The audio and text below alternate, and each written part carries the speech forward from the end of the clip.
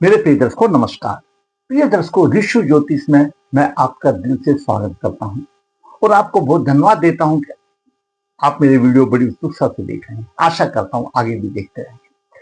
दर्शकों, मैं हमेशा बताता हूं कि मैं वास्तविक कुंडली में वास्तविक योग जो हमारे ऋषि मुनि जो शास्त्रों में बताए गए हैं उनको मैंने अनुभव में डाला है।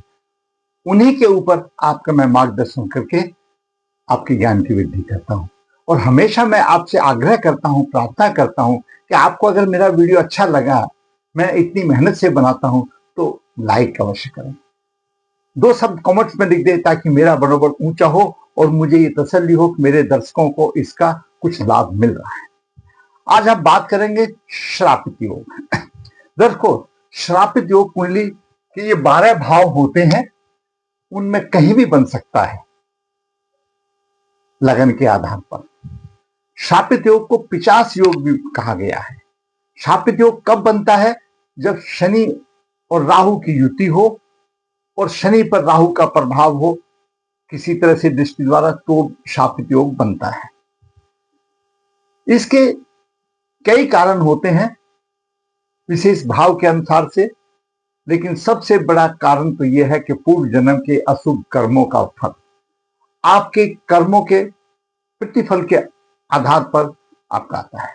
वंश परंपरा के गत भी यह दोष आता है कि आपने किसी पूर्वज ने किया तो वो भी आएगा। अगर दूसरी पीढ़ी तीसरी पीढ़ी में कितने भी अच्छे लोग हों, शीलवान योग हों, तो भी उनको कहीं ना कहीं विपत्तियों का सामना करना पड़ता है, भोगना पड़ता है अगली पीढ़ी को।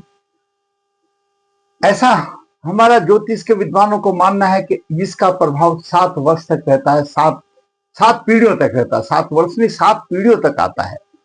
इसका उपाय कर लेना चाहिए। मेरे पास एक जातक का प्रश्न आया है जिसकी काफी आयु हो गई है कि गुरुजी मैंने बहुत उपाय किया लेकिन मैं परेशानी में जूझा, मुझे कोई फायदा नहीं हुआ। लेकिन दर्शकों, जो उपाय करना चाहिए तो हुआ नहीं। हर एक बीमारी के लिए पर्टिकुलर उपाय है, हर एक दोष के लिए पर्टिकुलर उपाय। शापित दोष ऐसे साधारण तरीके से नहीं होगा, वो पूर्व जन्म के कर्मों का आपको प्रायश्चित करना पड़ेगा। शनि राहु की आपको शांति करानी पड़ेगी। हमारे अलग अलग स्थानों पर जो सिद्ध स्थान है, 64 स्थान ऐसे हैं जहां पर पितृदोष वगैरह के लिए, नारायण बलि वगैरह के लिए, 50 बाधाओं के लिए शांति होती रहती है। जैसे उज्जैन है, गया है, नर्मदा जी के तट के किनारे पर लगभग 64 है, गंगा जी के किनारे पर हरिद्वार है, अमुक अमुक जो 12 ज्योतिर्लिंग है, वहां पर उसका विधिवत उपाय करने से होता है। पितृदोष भी इसी को बोला जाता है, लेकिन ये थोड़ा सा गहन हो जाता है पितृदोष में। इसके प्रभाव से धन की हानि होती है। क्यों? अष्टम भाव में बन रहा है जो राशि, उसकी मैं बताता हूं। अष्टम भाव में जो बनेगा वो सप्तम दृष्टि से धन पर भी देखेगा। अष्टम भाव दाम्पत्य सुख का भी भाव है, गुप्त अंगों का भी भाव है। धन की हानि होती है, स्त्री सुख में परेशानी आती है, या तो स्त्री पूरी आयु तक साथ नहीं देती, विधवा हो जाती है या परित्याग हो जाता है, और संतान भी होती है। क्योंकि यहाँ पर जब नवम में शनि या अष्टम भाव में शनि आ जाता है तो उसकी दशम दृष्टि पंचम भाव पर होती है, तो संतान भी योग कारक नहीं होती, मिलती है लेकिन योग कारक नहीं होती, और उसका श्राप 7 पीढ़ी तक चलता है। दूसरा एक इसका कारण यह भी है कि आपके घर में किसी प्रकार का जादू टोना, जैसे कहीं उत्तरी भारत में बोल देते हैं चौकी छोड़ दिया, वो कर दिया, किसी भी प्रकार का घर में जादू टोना के आधार पर किसी भी आदमी की मृत्यु हो गई है, वो भी रिप्रेजेंटेड करता है अष्टम भाव में शनि राहु का शापित योग। क्योंकि अष्टम भाव गूढ़ भाव है, गुप्त विद्याओं का भाव है, तंत्र विद्याओं का भाव है, तो उससे ये रहता है कि उसकी मुक्ति इस तरह से हुई, और उनकी मुक्ति जब तक इनके उपाय नहीं कर लिए जाए तो तब तक ये दोष की से राहत नहीं मिलती है। तो मैंने आज आपको इसका प्रभाव भी बता दिया, कारण भी बता दिया। अभी चलते हैं जो कुंडली मेरे सामने आई है उसमें क्या है। शापित योग का कारण, प्रभाव और निवारण मैंने साधारण तौर पर आपको बता दिया, और ज्यादा बताऊंगा तो वीडियो लंबा, कोई फायदा नहीं। जहां जरूरत होगा तो मैं बता दूंगा। जातक का जन्म 11 जून 1968 कृष्ण पक्ष मूल चरण 1 मंगलवार को हुआ। मूल चरण 1 पिता के लिए अशुभ माना गया है। शांति का प्रधान है। 27वें दिन आता है तो नई टाइम मिला तो आगे भी कर सकते हैं। जन्म के समय पर सिंह लगन अथवा 8 डिग्री है। लगन में गुरु 5 डिग्री 59 मिनट लेकर राजनाथ, केतु 25 डिग्री द्वितीय भाव में है। पंचम भाव में चंद्रमा द्वादश भाव का स्वामी 2:24 लेकर के है। और अष्टम भाव में राहु के 25, शनि के 29 डिग्री लेकर विराजमान है। शनि छठे भाव का स्वामी है और सप्तम भाव का स्वामी है। दसम भाव में मंगल 29 डिग्री लेकर के अस्त है। सूर्य 26 लेकर के, शुक्र 24 लेकर के अस्त है। एकादश भाव में बुध 7:42 लेकर के जस्ट उदय हो रहा है और बुध द्वितीय भाव और एकादश भाव का स्वामी है और धन आमदनी के भाव में आमदनी दे रहा है। ये ग्रहों की स्थिति रही। अभी राहु की महादशा 2017 से चल रही है 2035 तक रेवती नक्षत्र में। 2017 से ही तहलका मच गया। उसके बाद गुरु का अंतर्दशा आया 2022 तक मघा नक्षत्र में। उसके बाद शनि की अंतर्दशा आई 2025 तक रेवती नक्षत्र में। फिर बुध की दशा आ गई जो वध तारा है। अभी भी जो बुध की दशा चल रही है वो भी वध तारा अच्छी दशा नहीं चल रही है। कारक है मंगल अस्त। कारक है मंगल सिंह लगन के लिए कारक है। चतुर्थ भाव का स्वामी, 9 भाव का स्वामी, दसम भाव में अस्त हो गया। दसम भाव में मंगल और सूर्य दिग्बली माने जाते हैं, अस्त हो गया। शापित योग अष्टम भाव में, शापित योग अष्टम, 10 में शुक्र, दसम भाव का स्वामी शुक्र भी यहां पर मालय योग खत्म हो गया, अस्त हो गया। देखो कितनी विडंबना है, कितनी विचित्र कुंडली है। लग्नेश दसम भाव में, लग्नेश दसम भाव में है, सूर्य है। सूर्य और मंगल 10 को दसम भाव में दिग्बली माने जाते हैं। जातक का जन्म सिंह लगन में हुआ।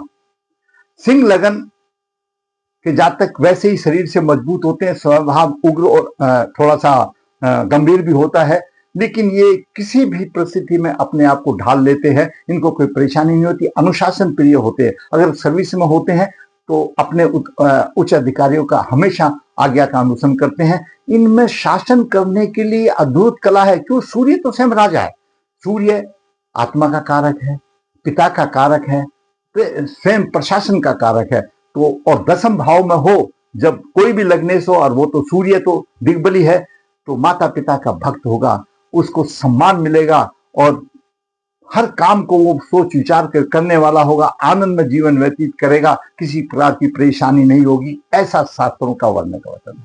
आगे अगर पीड़ित है तो परेशानी आ जाती है। तो सूर्य इसी प्रकार से दसम भाव में है, मैंने आपको मैं बता दिया। मंगल अस्त हो गया, कारक ग्रह अस्त हो गया। लग्न दसम भाव में शनि और राहु केतु से पीड़ित है। शनि की तीसरी दृष्टि सूर्य को पीड़ित कर रही है।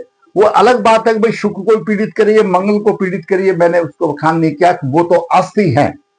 जब सूर्य का भी प्रभाव आ गया, सूर्य तो लग्नेश है, उसको बचाने की कोशिश कर, तो शनि की पीड़ित। और शनि के साथ 2 ग्रहों का प्रभाव है, राहु का भी मिक्स है और शनि का भी प्रभाव, डबल प्रभाव आ गया। जब शुक्र पर भी आ गया, मंगल पर भी आ गया, सूर्य पर भी आ गया। यहां पर प्रवर्तित दोष बन गया, शापित योग यहां पर बन गया। और राहु और शनि का शापित योग का सप्तम दृष्टि धन भाव पर है। धन और कुटुंब की हानि हो गई, और कुटुंब वाले ऐसे जातक के साथ छल करेंगे, कपट करेंगे, धोखा देंगे, ईर्ष्यालु होंगे, क्या उन्नति होगी, ये सारी चीजें उनको छुपे हुए शत्रु होंगे आपके कुटुंब में, क्योंकि शनि और राहु शापित योग का प्रभाव है। ये भी आ गई। राहु यहां से पंचम द्वादश भाव से खर्चा भी अधिक होगा, और शनि की दसम दृष्टि यहां पर है, पंचम भाव पर है, तो अपनी तरफ से वो कम करेगा, शिक्षा संतान आदि में कम उसमें देना पड़ेगा। लेकिन यहां पर थोड़ा सा बचाव दिया लगन में गुरु, जो मैंने अभी तक आपको नहीं बताया। गुरु लगन में बलवान होता है, प्रभावी होता है। उसकी पंचम दृष्टि संतान पर आ रही है। शनि भी देख रहा है, संतान तो मिली लेकिन त्रुटिपूर्ण मिली, अयोग्य मिली, वो प्रभाव जरूरी मिलेगा। शापित योग का प्रभाव अयोग मिली। गुरु सप्तम दृष्टि से यहां पर सप्तम भाव को देखा, जीवन साथी मिला लेकिन सुख नहीं मिला, क्यों? सप्तमें शनि के साथ पीड़ित है, और दीर्घकालीन रोग अष्टम भाव में आ गया। शनि दीर्घकालीन, शनि रोगेश का भी स्वामी, रोग भी देने वाला है। तो शादी तो हुई लेकिन जीवन साथी के साथ राहु हो गया, अशुभता का प्रतीक हो गया, पूर्ण रूप से उसको फल नहीं मिल पाया। गुरु नव दृष्टि से नव भाव को देख रहा है, भाग्य की उन्नति में जैसे तैसे काम चलता गया। लेकिन जब से ग्रहों की दशा अशुभ आ गई, कब से? राहु की महादशा आई 2017 से, तो सब कुछ खत्म हो गया दर्शकों, सब कुछ खत्म हो गया, सब कुछ जाता रहा, कुछ नहीं बचा, तो ग्रह अपना प्रभाव तो अपनी दशा में देंगे। तो ये जातक का रहा विनाशकारी नक्षत्र हस्त हुआ, और 22वां नक्षत्र मूल चरण से 22वां नक्षत्र विनाशकारी है। हस्त के स्वामी चंद्रमा, चंद्रमा भी जातक के लिए योग कारक नहीं है कि 12 भाव का स्वामी हस्त का स्वामी हो गया। अकेले गुरु ने कुछ दिन तक संभाल कर रखा, और जब सूर्य पीड़ित हो गया तो जातक की आत्मा पीड़ित होगी, व्यवसाय में परेशानी आ गई। जैसे जैसे चलता रहा हर, ये हमेशा जीवन भर संघर्ष में वाली कुंडली हो गई। कैसे हो गई दर्शकों? सूर्य पर शनि का भी प्रभाव और केतु का भी प्रभाव है। सूर्य पीड़ित, आत्मा पीड़ित, प्रशासन का कारक है वो भी पीड़ित, राजा पीड़ित हो गया तो फिर प्रजा का क्या हाल होगा, ये हालत यहां पर आ गई। गुरु कब तक बचाएगा अपनी दशा तक? तो ये ठग बैठे हुए, इनको बोला गया ठग, झूठ बोला गया, मायावी बोला गया, पिशाच योग बोला गया। इनकी शांति कराने से ही राहत। आपने कुछ जप करा लिए, मैं ये नहीं कहूंगा, लेकिन क्या आपने अपने आप किया? जब तक आप अपने हाथों से अपने दोषों का निवारण नहीं करेंगे, नहीं होगा। ऐसे उपाय के लिए आप शाप योग की शांति कराएं, पूर्व जन्म के कर्मों का प्रायश्चित करने के लिए आप पितृदोष निवारण करें, जो कि भारतवर्ष में जगह जगह पर होता है, सिद्ध जगह पर होता है, जिसका प्रभाव 1000 गुना मिलता है। तो आपको कुछ राहत मिलेगी। आपका कर्म यही है, और आपका कर्म आपके पूर्व जन्म के जो अशुभ कर्म हैं उनको बैलेंस में लाता है, तो ही फायदा मिलेगा। सिर्फ हम यही कर सकते हैं, बाकी तो छोड़ दो प्रभु के ऊपर।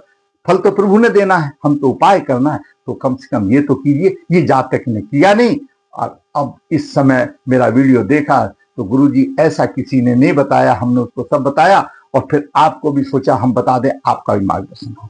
तो दर्शकों, आज एक 50 योग जो शापित योग, जिससे प्रभावग्रस्त एक 68 का जन्म, जिसकी 32 और 25 यानी आप ये सोचो 57 की आयु हो गई है, और वो परेशान है जिंदगी के सफर में, अभी भी करना क्यों? कर लीजिए, उपाय कर लीजिए। दोस्त को अपने साथ लेके मत जाइए। आप जितना अच्छा काम करोगे, शुभ काम करोगे, आपके शुभ कर्म ही आपके साथ जाएंगे, शुभ कर्म ही आपके साथ जाएंगे। और आप जो अभी परेशान हो रहे हैं, पूर्व जन्म के कर्मों के आधार पर, इस जन्म में आप जो शुभ करेंगे, कुछ कर्म तो आपको यही पर फल दे देंगे, कुछ आपके साथ जाएंगे जो आपके अगले जन्म में आगे का। अगर आपको मेरा वीडियो अच्छा लगा तो लाइक करें, शेयर करें। जिसने मेरा चैनल सब्सक्राइब नहीं किया, सब्सक्राइब करें, ताकि मेरे चैनल की ग्रोथ हो, और बेल आइटम को बजाएं ताकि आने वाली जो ज्ञानवर्धक वीडियो है सबसे पहले आपको मिल सके। धन्यवाद।